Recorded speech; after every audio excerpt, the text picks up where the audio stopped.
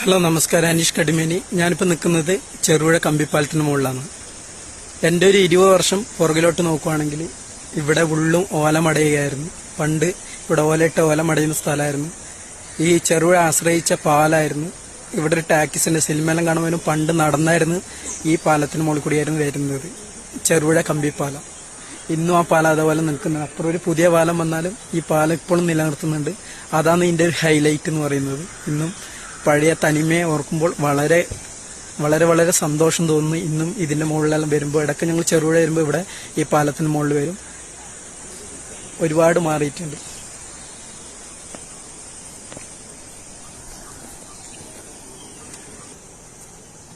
ഇതാണ് ചെറുപുഴ കമ്പിപ്പാലം. സൂപ്പറാണ്. കാസർഗോഡ് കണ്ണൂരിനെ ബന്ധിപ്പിക്കുന്ന പാലാണ് ചെറുപുഴ കമ്പിപ്പാലം.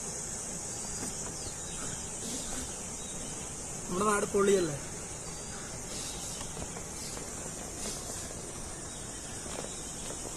മതി.